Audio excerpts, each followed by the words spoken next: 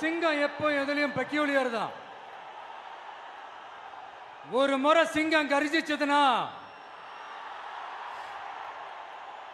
அந்த சவுண்ட்ல ஒரு 8 கிலோமீட்டருக்கு சும்மா அதிரும், எல்லா திசைகளும் அதிரும். அப்படிப்பட்ட அந்த சிங்கம் வேட்டைக்கு மட்டும்தான் வெளியில வரும், வேடிக்கை பார்க்கறதுக்கெல்லாம் வெளியில வராது. வேட்டையில கூட உயிரோடு இருக்கிற மிருகங்களை தான் வேட்டையாடும். அதுலயும் பெரும்பாலும் தன்னை விட பெரிய சைஸ் உள்ள மிருகங்களை தான் குறி வச்சு தாக்கும், ஜெயிக்கும். எவ்வளவு பசியில் இருந்தாலும் உயிர் இல்லாததை, கெட்டு போனதை தொட்டு கூட பார்க்காது. அப்படிப்பட்ட அந்த சிங்கம் அவ்வளவு ஈஸியா எதையும் தொடாது, தொட்டா விடாது. காட்டோட 4 பக்கமும் மார்க்கிங் மை டெரிட்டரின்னு தன்னுடைய பவுண்டரியை தானே வகுக்கும். அப்படிதான் அந்த காட்டையே தன்னோட கண்ட்ரோல்ல வச்சிருக்கும். சிங்கத்துக்கு கூட்டத்தோட இருக்கிறதுக்கும் தெரியும், தனியா இருக்கிறதுக்கும் தெரியும். அப்படியே தனியா வரணும்னு நினைச்சாலும் அஞ்சாம அலட்டிக்காம சும்மா கெத்தா தனியா வந்து அத்தனை பேருக்கும் தண்ணி காட்டும். எப்போ எதிலையும் தன்னோட தனித்தன்மையை இழக்கவே இழக்காது. Yes, a lion is always a lion.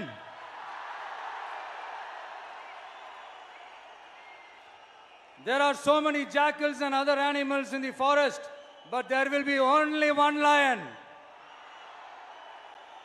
And even if it is single, it will be the king of jungle. It is not only a description but also a clear declaration. சிங்கத்தை பத்தி பேசிட்டு நம்ம சிங்க குட்டிகளையும் சிங்க பெண்களையும் பத்தி நம்ம பேசாம இருக்க முடியுமா? அவங்கள எப்படி நான் மறப்பேன்? அவங்க தான் என்னுடைய உயிராச்சே, என் நெஞ்சில் குடியிருக்கும்.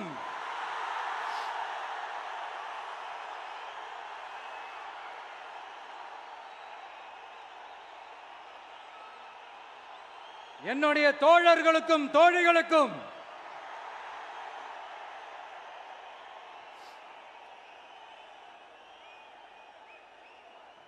நேர்ல வர முடியாத சூழல்ல வீட்டில் இருந்துகிட்டே நம்மளோட இந்த மாநாட்டில் நேரலை வாயிலாக கலந்துகிட்டு இருக்கிற என்னுடைய அம்மாக்கள், அக்கா தங்கைகள், அண்ணன் தம்பிகள், நண்பர்கள் அனைவருக்கும் என்னோட உயிர் வணக்கம்.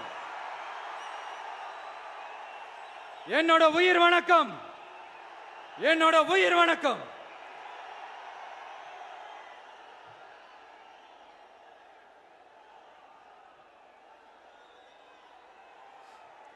வீரம் விளையும் மாமதுரை மண்ணை வணங்குகிறேன்.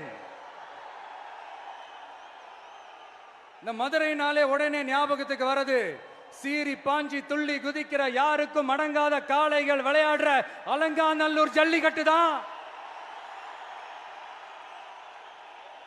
நம்ம வைகை ஆறுதான் அழகர் ஆத்துல இறங்குற வைபவம்.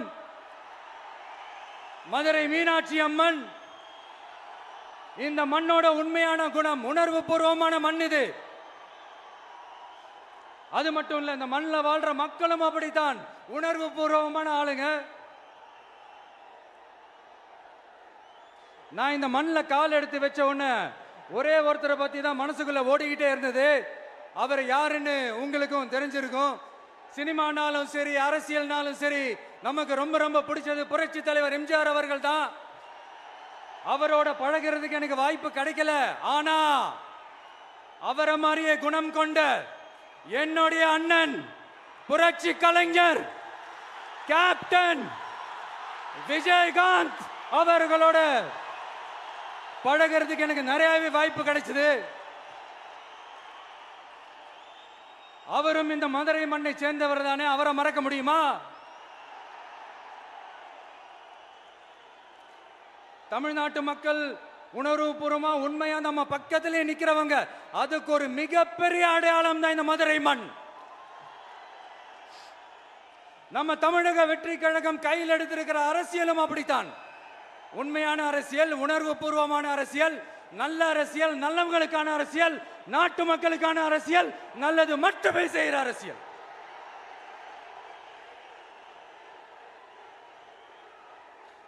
இதோ நம்மளுடைய இந்த இரண்டாவது மாநில மாநாடு வாகை சூடும் வரலாறு திரும்புகிறது.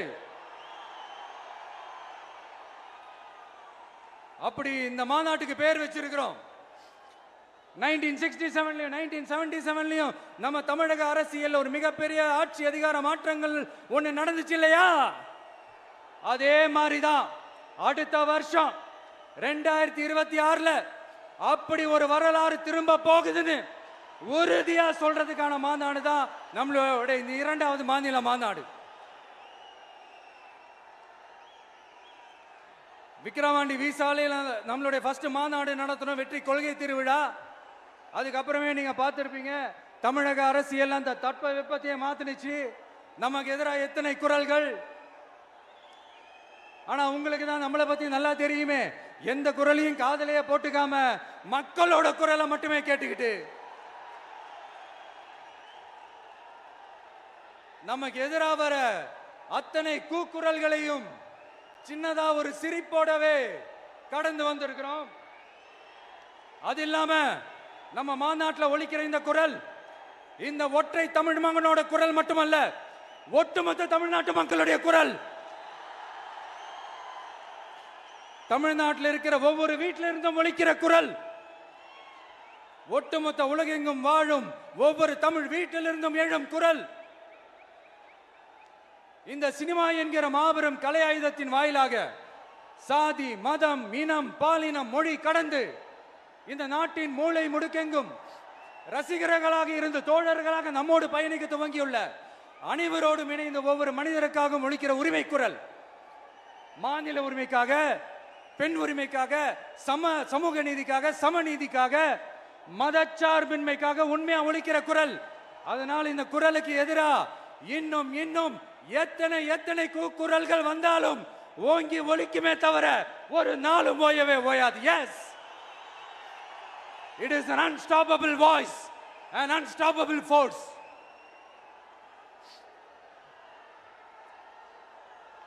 நம்ம அரசியலுக்கு வர்றதுக்கு முன்னாடி அட இவரெல்லாம் வர மாட்டாரியா, அவரே வரல, இவரே வரல, இவருங்க வர போறாரு அப்படின்ட்டு நிறைய பேர் ஜோஷியம் சொன்னாங்க. அப்புறம் நம்ம கட்சியினுடைய பேர் அறிவிச்சதுக்கு அப்புறம் பேரு தானே அறிவிச்சிருக்கிறாரு, மக்கள் கிட்ட பேர் வாங்கணும்ல, அதெல்லாம் முடியாதுன்னாங்க. அப்புறம் ரொம்ப முக்கியமா மாநாடுலாம் எவ்வளவு பெரிய விஷயம், அதெல்லாம் இவர் ஒத்தால எப்படி பண்ண முடியும், சும்மா பக்கத்தில் புசியானதை வச்சுக்கிட்டு மாநாடுல எப்படி நடத்தி காட்ட முடியும், அதெல்லாம் அவங்களால முடியாது. அப்புறம் மழை பெஞ்சு எல்லாத்தையும் எடுத்துரும். ஏன் என் கூட இருக்கிறவங்களே கூட தான் சொன்னாங்க. அதுக்கப்புறம் என்ன நடந்துச்சுன்னு உங்க எல்லாருக்குமே தெரியும். இப்ப புதுசா ஒண்ணு சொல்ல ஆரம்பிச்சிருக்கிறாங்க. அது என்னடானா, ஆட்சியை பிடிக்கிறதெல்லாம் அவ்வளவு ஈஸி இல்லை இல்லையா. இப்ப அதெல்லாம் விட்டாங்க, இப்ப இங்க வந்துட்டாங்க. இவர் நேரா ஷூட்டிங்ல இருந்து வருவாராம், வந்து ஆட்சியை பிடிப்பாராம். அது எப்படி இவராலே முடியும், அவராலே முடியல, இவராலே முடியல, அவருக்கு அத்தனை வருஷம் ஆச்சு, இவராலே எப்படி முடியும் ஒரு பக்கம். இன்னொரு பக்கம் கூட்டம்லாம் ஓகே தான், அது எப்படி ஓட்டா மாறும் அப்படின்றது இன்னொரு பக்கம். இப்படி கதை, திரைக்கதை, வசனம், இயக்கம், பாடல்கள்,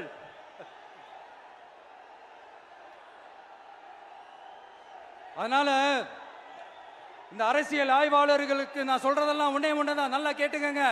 இந்த விஜய் ஏதோ இந்த பல லட்சம் பேர் கூடுற கூட்டத்தில் மட்டுமே இருக்கிறாரு அப்படின்னு மட்டும் தப்பு கணக்கு போட்டாதீங்க. ஏன்னா நம்மளுடைய இந்த கூட்டம் வெறும் ஓட்டா மட்டும் இல்லைங்க, வரப்போற தேர்தலில் மக்கள் விரோத ஆட்சியாளர்களுக்கு நாம வைக்க போற வேட்டா, நம்மளை கோட்டைக்கு அனுப்ப போற ரூட்டா இருக்க போதுன்னு சீக்கிரமாவே தெரிஞ்சுப்பீங்க. ஏன்னா கோடிக்கணக்கானவங்களோட ஹார்ட்லயும் வீட்லயும் ஏற்கனவே ஆல்ரெடி உயிரா, உணர்வா, உறவா இருக்கிறோம். நம்மளுடைய கனெக்ட் எல்லாம் வெறும் மக்களோட மட்டும்தான். நாம யாருன்னு அவங்களுக்கு தெரியும், அவங்க யாருன்னு நமக்கு தெரியும். நாமளும் நம்ம மக்களும் எப்படி இருக்கிறோம்னு எதிரிங்களுக்கு நல்லாவே தெரியும். இருந்தாலும் இந்த விஜய் எதுக்குப்பா வந்திருக்கிறாரு, இவர் என்ன புதுசா என்ன திட்டம்லாம் சொல்லிட்டாரு அப்படின்னு வேற நிறைய கேள்விகள். இந்த சொல்றேன் தெரிஞ்சுக்கங்க. பெண் குழந்தைகள், பெண்கள் மற்றும் வயசானவங்களோட பாதுகாப்புல தான் நம்ம பிரையாரிட்டியே.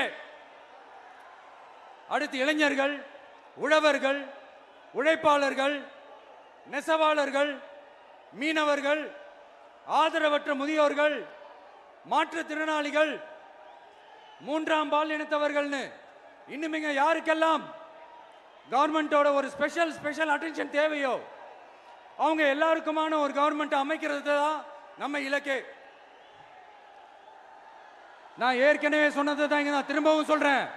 நம்மளுடைய இந்த தமிழக வெற்றி கழகம் ஏதோ அரசியல் ஆதாயத்துக்காக தொடங்கப்பட்ட கட்சியெல்லாம் கிடையாதுங்க. கொள்கை கோட்பாடுகளோடு தந்தை பெரியார், பெருந்தலைவர் காமராஜர், அண்ணல் அம்பேத்கர், வீரமங்க வேலு நாச்சியார், மக்கள் சேவகர் அஞ்சலை அம்மாள்,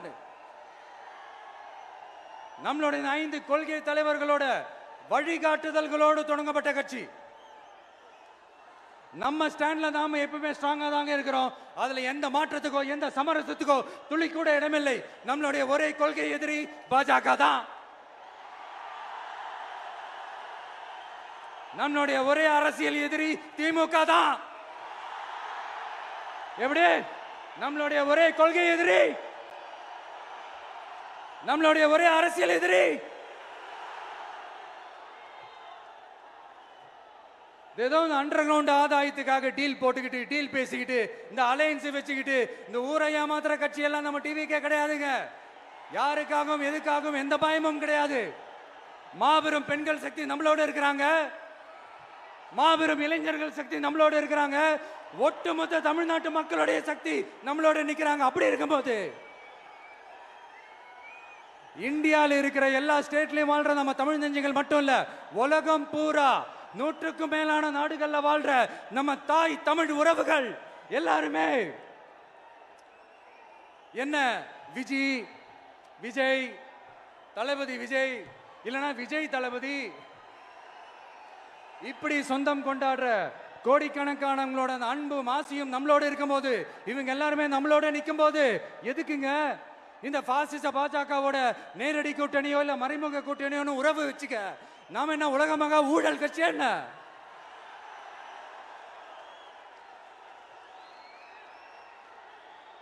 நம்மளை பத்தி சின்னதா ஒரு உண்மை ஒண்ணு சொல்லலாமா?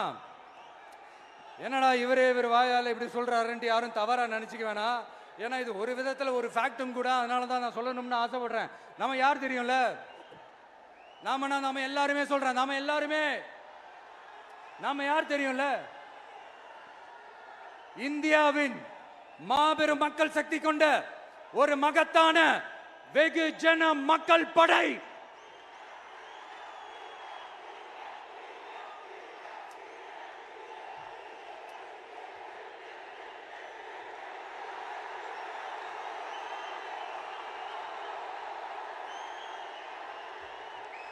அதனால நம்ம தலைமையில நாம் அமைக்க போற இந்த உண்மையான மக்களாட்சிக்கான அச்சாரமாக மாபெரும் மக்கள் சக்தியே அணி அணியாக நம்மளோட திரண்டு நிக்கிறப்போ இந்த அடிமை கூட்டணியில சேர வேண்டிய அவசியம் நமக்கு இருக்குங்க. நம்மளுடைய இந்த கூட்டணி சுயமிழந்த கூட்டணியெல்லாம் இருக்காது, சுய மரியாதை கூட்டணியா தான் இருக்கும். இந்த ஒரு பக்கம் RSS கிட்ட அடிபணிஞ்சுக்கிட்டு, இன்னொரு பக்கம் மதச்சார்பற்ற கூட்டணின்னு இந்த மக்களை ஏமாத்துற கூட்டணியெல்லாம் நம்ம கூட்டணி இருக்காது.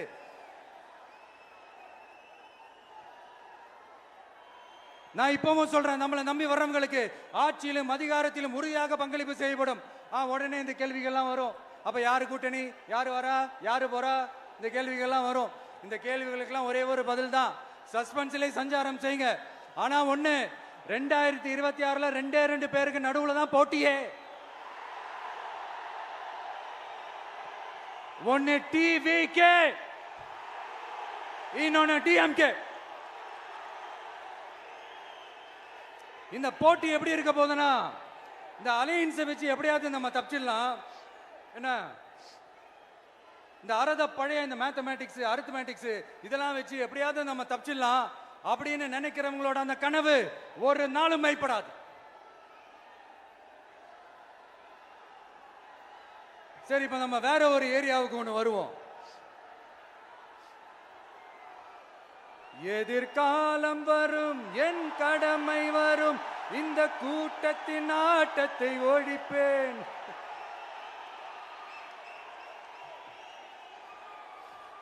மக்கள் அரசியல் என்ற அந்த சவுக்க கையில் எடுக்கலாமா?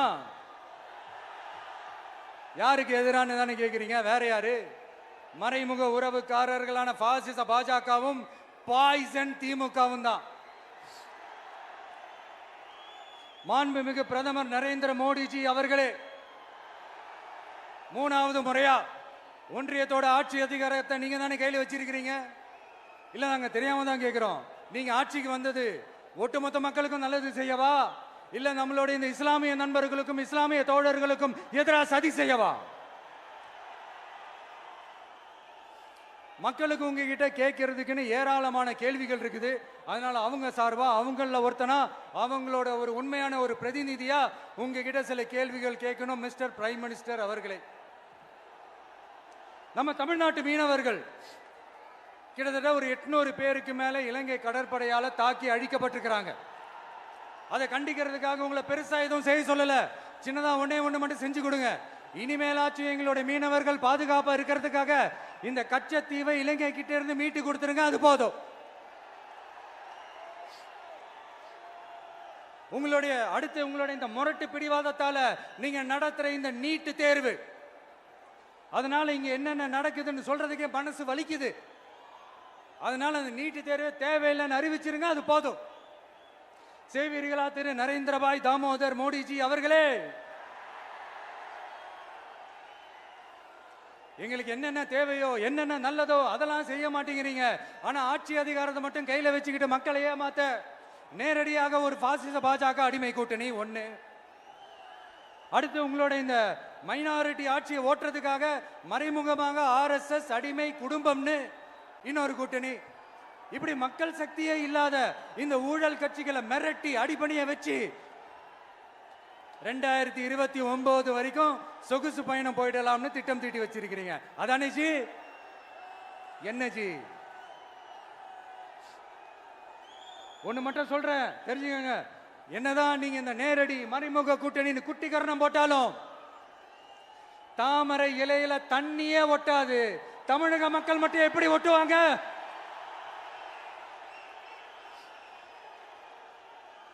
இங்க ஒரு MP சீட்டு கூட தரலன்றதுக்காக தமிழ்நாட்டுக்கும் தமிழ்நாட்டு மக்களுக்கும் எதுவுமே செய்யாம ஓரவஞ்சனை செய்யுது இந்த ஒன்றிய பாஜக அரசு. சங்கம் வச்சு தமிழ் வளர்த்த மண் இந்த மதுரை மண். அதனால இங்க அந்த கீழடியில கிடைச்ச ஆதாரங்களை எல்லாம் மறைச்சிட்டு எங்க நாகரிகத்தையும் எங்க வரலாறையும் அழிக்கிறதுக்காக உள்ளடி வேலை செய்யலாம்னு நினைக்கிறீங்க. தமிழ்நாட்டை தொட்ட என்ன நடக்கும் நீங்க பல உதாரணங்கள் இருக்குது. அதனால இதையெல்லாம் மறைச்சிட்டு எங்க மக்களை ஏமாத்திடலாம்னு மட்டும் நினைக்காதீங்க. மத நல்லிணக்கத்திற்கு பெயர் பெற்ற இந்த மதுரை மண்ணிலிருந்து சொல்றேன், உங்க எண்ணமெல்லாம் ஒரு நாளும் ஈடேறாது.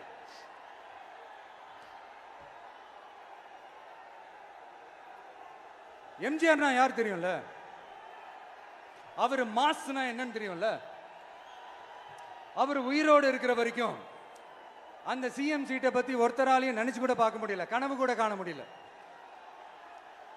எப்படியாவது அந்த சிஎம் சீட்டை என்கிட்ட கொடுத்துருங்க, என் நண்பர் எம்ஜிஆர் திரும்ப வந்ததுக்கு அப்புறம் நான் திருப்பி கொடுத்துட்றேன்னு தன்னோட எதிரியை கூட மக்கள் கிட்ட கெஞ்ச வச்சவர் எம்ஜிஆர். எப்படி கெஞ்ச வச்சவர்? அதனால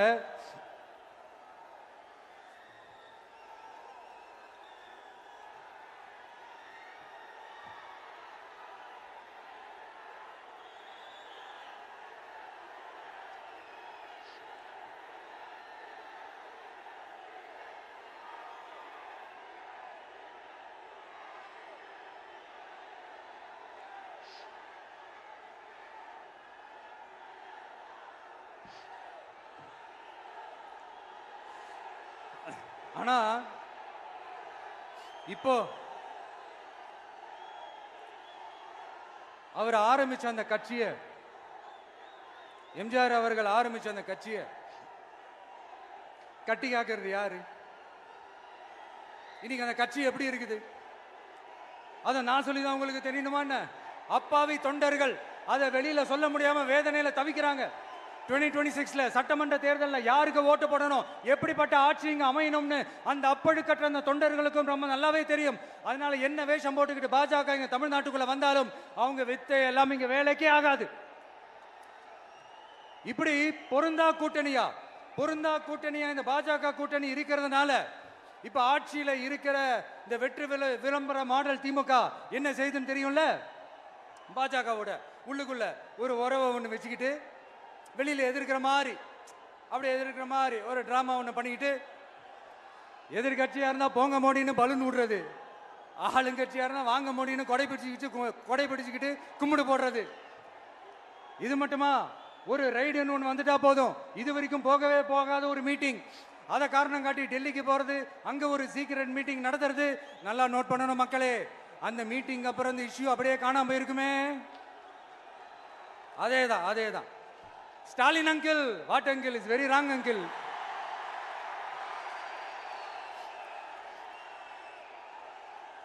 இப்படி தமிழ்நாட்டில் இப்ப நடக்கிற இந்த ஆட்சியினுடைய லட்சணத்தை பார்த்துக்கிட்டு நாம எப்படி சும்மா இருக்க முடியும்? ஒரு தவறு செய்தால், அதை தெரிந்து செய்தால், அவர் கபட நாடக மு.க. ஸ்டாலின் அங்கிளாகவே இருந்தாலும், அங்கிள் உங்களுக்கு மனசாட்சின்னு ஒன்று இருந்துச்சுன்னா நாங்க கேட்கிற கேள்விகளுக்கு மட்டும் கொஞ்சம் பதில் சொல்லுங்க அங்கிள். நீங்க நடத்துற இந்த ஆட்சியில நேர்மை இருக்கா? நியாயம் இருக்கா? ஊழல் இல்லாம இருக்கா? சட்டம் ஒழுங்கு சரியா இருக்கா? பெண்களுக்கு பாதுகாப்பு இருக்கா? பொதுமக்களுக்கு பாதுகாப்பு இருக்கா? இயற்கை வளங்களுக்கு பாதுகாப்பு இருக்கா? சொல்லுங்க மை டியர் அங்கிள், சொல்லுங்க. டாஸ்மாக்ல மட்டுமே இது வரைக்கும் 1000 கோடிக்கு மேல ஊழல்னு சொல்றாங்க. அதுல மட்டுமா தப்பு நடக்குது? வேற எதுல தான் நடக்கல? உலகத்திலே மிஸ்டர் கிளீன் ரெக்கார்ட்ஸ் எல்லாம் உங்களுக்கும் உங்க கூட இருக்கிறவங்களுக்கும் மட்டும்தான் அங்கிள் கொடுக்கணும். இதை பார்த்து வாயே இல்லாத ஊரு கூட வயிறு வலிக்கு சிரிக்குது. பெண்களுக்கு 1000 ரூபாய் கொடுத்துட்டீங்கன்னா போதுமா அங்கிள்? அப்படியே அது மூடி மறைச்சிடலான்னு பாக்குறீங்களா? படிக்கிற இடத்துல, வேலைக்கு போற இடத்துல, வெளியில போற இடத்துலன்னு அவங்களுக்கு பாதுகாப்பே இல்லைன்னு ஒட்டுமொத்த பெண்களும் கதறாங்க. அந்த கதறல் சத்தம் ஏதாவது உங்க காதுல கேக்குதா அங்கிள்? இதுல வேற உங்க அப்பான்னு கூப்பிடுறாங்கன்னு வேற சொல்றீங்க. What is this uncle? Is very very wrong uncle, is very very wrong. பெண்களுக்கு மட்டுமா பொய் வாக்குறுதி கொடுத்து ஏமாத்துறீங்க? அரசு ஊழியர்கள், ஆசிரியர்களை ஏமாத்துறீங்க, விவசாயிகளை ஏமாத்துறீங்க, பரந்தூர்ல பாதிப்பே வராதுன்னு சொல்லி ஏமாத்துறீங்க, மீனவர்களை ஏமாத்துறீங்க, போதைப் பொருள் கலாச்சாரத்தை ஒழிக்காம ஏமாத்துறீங்க. ஐயோ, very very first uncle, very very first. எப்படி கேட்டாலும் இவங்க கிட்ட இருந்து எந்த பதிலும் வர போறதில்லை. ஏன்னா இருந்தா தானே. இப்ப ஆட்சியில இருக்கிற நம்மளுடைய அங்கிள் பதில் சொல்றது இருக்கட்டும். மக்களை நீங்க சொல்லுங்க, நீங்க உண்மையை சொல்லுங்க. செய்வோம்னு சொன்னாங்களே, சொன்னதெல்லாம் செஞ்சாங்களா? உங்களை தான் கேக்குறேன், சொன்னதெல்லாம் செஞ்சாங்களா? சத்தமா மை டியர் அங்கிள், கேக்குதா? மக்களோட சத்தம் கேக்குதா? இது வெறும் சாதாரணமான முழக்கம் தான். கூடிய சீக்கிரம் மக்களை போய் சந்திக்க போறேன், அவங்களோட மனசு விட்டு பேச போறேன். அதுக்கப்புறம் இந்த சாதாரணமான முழக்கம் இடி முழக்கமா மாறும். அத்தோட நிக்காது. அந்த இடி முழக்கம் தமிழ்நாட்டோட போர் முழக்கமா மாறும். அந்த போர் முழக்கம் உங்களை ஒரு நிமிஷம் கூட தூங்க விடாது. நடக்குதா இல்லையான்னு பாருங்க. என்னடா இவன் இவ்வளவு ஸ்ட்ராங்கா சொல்றானேன்னு பாக்குறீங்களா? எல்லாரும் கட்சி ஆரம்பிச்சதுக்கு அப்புறம் தான் ஒவ்வொரு வீட்டுக்குள்ளேயும் போறதுக்கு ட்ரை பண்ணுவாங்க. ஆனா நாங்க அப்படி இல்லை. ஒவ்வொரு வீட்டுக்குள்ளேயும் போனதுக்கு அப்புறம் தான் கட்சியாவே ஆரம்பிச்சிருக்கிறோம்.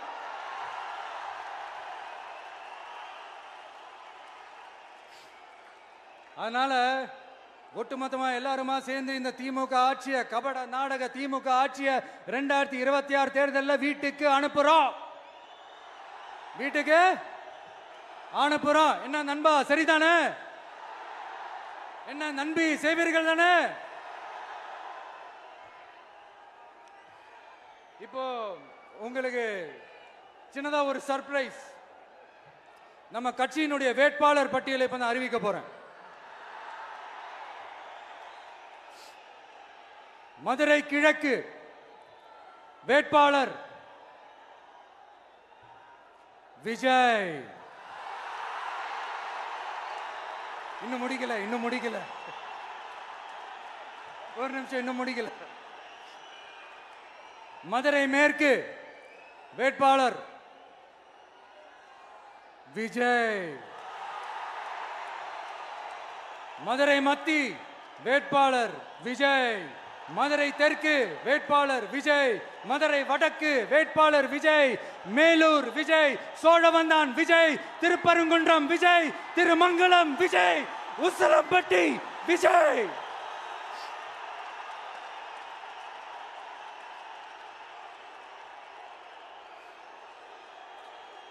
என்னடா எல்லா தொகுதியிலையும் ஒரே வேட்பாளர்னு பாக்குறீங்களா? 234 தொகுதியிலையும் இந்த விஜய் தான், அதாவது உங்க விஜய் தான் உங்க சின்னம்.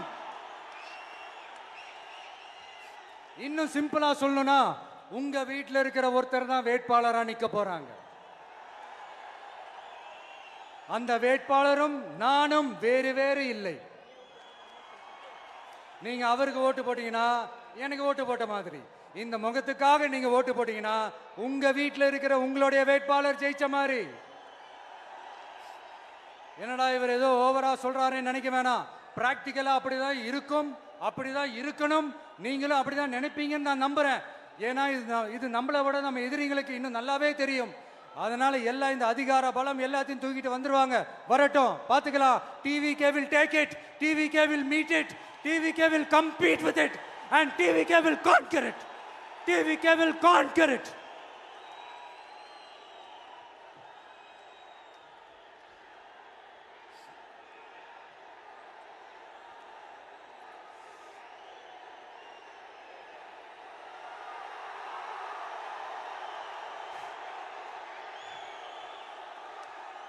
இந்த நேரத்தில் நம்ம மனசுல இருக்கிறத மக்கள் கிட்ட சொல்லி ஆகணும்.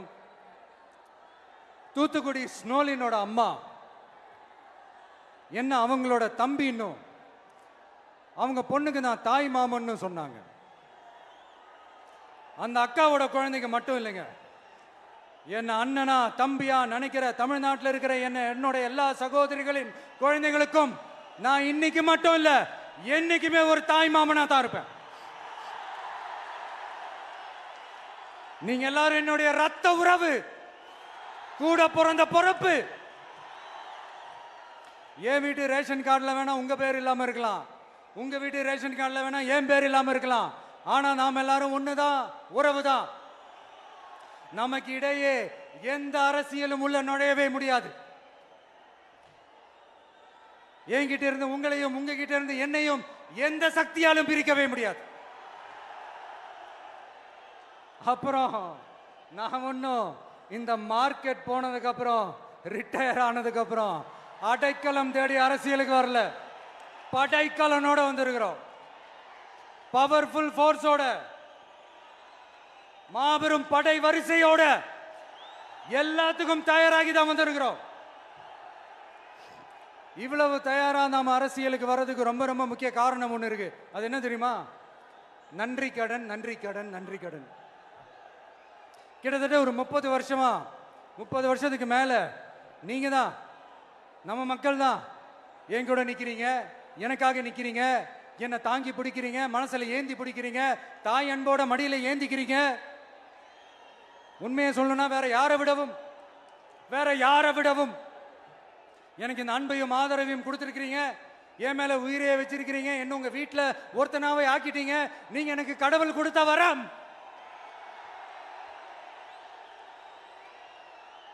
உலகம் பூரா நமக்காக நம்ம கூட நிக்கிற நம்ம மக்களை நான் எப்படி மறப்பேன்? நான் என் லைஃப்ல ரொம்ப உயிரா நினைக்கிறதே பெண்களை, குழந்தைங்களை, இளைஞர்களை, உழைக்கிற மக்களை தான். இவங்க தான் நம்மளோட வகைரா. இதை பார்த்து தான் நம்மளோட எதிரிகளுக்கு பத்தி எரியுது. அதுக்காக நாம் என்ன செய்ய முடியும்? அதனால நம்ம உறவுகளை, சொந்தத்தை, வகைராவை யாருக்காகவும் எதுக்காகவும் விட்டு கொடுக்க முடியாது இல்லையா? Here at this moment among this August gathering, I want to open my heart and say I enjoy people, I respect people, I worship people.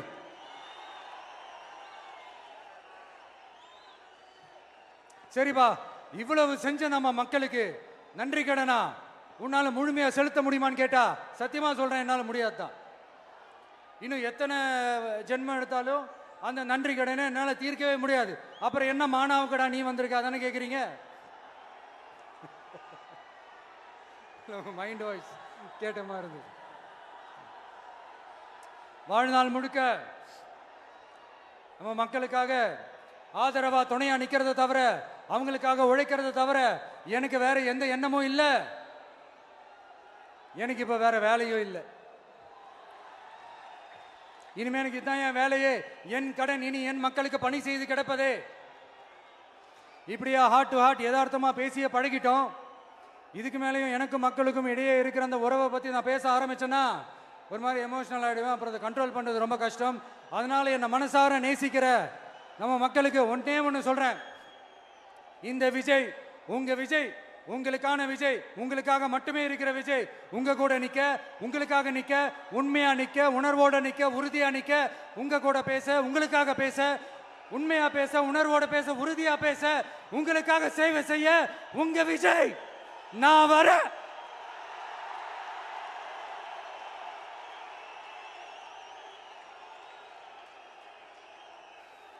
சொல்லல முக்கியம், செயல் செயல் செயல் தான் முக்கியம். செய்கை தான் சும்மா சிறப்பா இருக்கணும். நான் ஆட்சிக்கு வந்தேன்னா சும்மா அது செய்வேன், இது செய்வேன், நல்லது செய்வேன், உருட்டுவேன், புரட்டுவேன், அதெல்லாம் கிடையாது. செய்யறதுக்கு, நல்லது செய்யறதுக்கு, நல்லது செய்யறதுக்கு மட்டும்தான் இந்த விஜய். அப்புறம் ஒரு அரசியல் தலைவன் அவன் சினிமாக்காரனா, நல்லவனா, கெட்டவனா, இதெல்லாம் தாண்டி அவன் உண்மையானவனா, அதுதான் ரொம்ப ரொம்ப முக்கியம். இது சம்பந்தமா ஒரு குட்டி கதை ஒன்று சொல்றேன். ஒரு நாட்டில் ஒரு ராஜா தனக்கு பக்கபலமா இருக்கிறதுக்காக, கூட துணையா இருக்கிறதுக்காக ஒரு தளபதியை தேடுறாரு.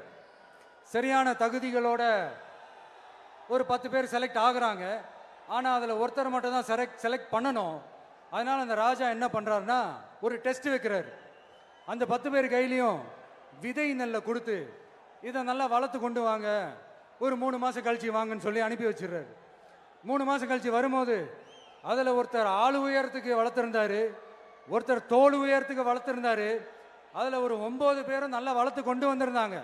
ஒருத்தர் மட்டும் வெறும் தொட்டியோடவே வந்தார். என்னன்னு கேட்டதுக்கு, நானும் தண்ணி ஊற்றி ஊற்றி பார்க்குறேன், உரம் வச்சு வச்சு பார்க்குறேன், வளரவே மாட்டேங்குது ராஜா, என்ன பண்ணுறதுன்னு தெரியலன்னு சொன்னதுக்கு ராஜா அவரை கட்டி அணைச்சிக்கிட்டு, இனிமே நீதான் என்னுடைய தளபதி, எல்லா அதிகாரமும் உனக்கு தான் சொன்னார். ஏன்னா அந்த 10 பேர் கையிலையும் ராஜா கொடுத்தது அவித்த விதை நெல், அது முளைக்கவே முளைக்காது. அந்த 9 திருட்டு பயலும் என்ன பண்ணியிருக்காங்கன்னா வேற விதை நெல்லை வாங்கி அதை வளர்த்துட்டு ராஜாவையும் மக்களையும் ஏமாத்திருக்கிறாங்க. ஆனா இவர் மட்டும் உண்மையை போட்டு உடைச்சிட்டார். அதனால ஒரு நாட்டுக்கு திறமை எந்த அளவுக்கு முக்கியமோ அந்த அளவுக்கு உண்மையும் நேர்மையும் முக்கியம். இப்போ நீங்க எல்லாரும் தான் அந்த ராஜா. நீங்க தேர்ந்தெடுக்க போற அந்த தளபதி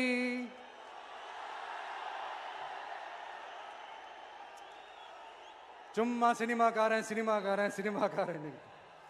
அம்பேத்கர் அவர்களை தோக்கடிச்சது சினிமாக்காரன் இல்ல, அரசியல்வாதி.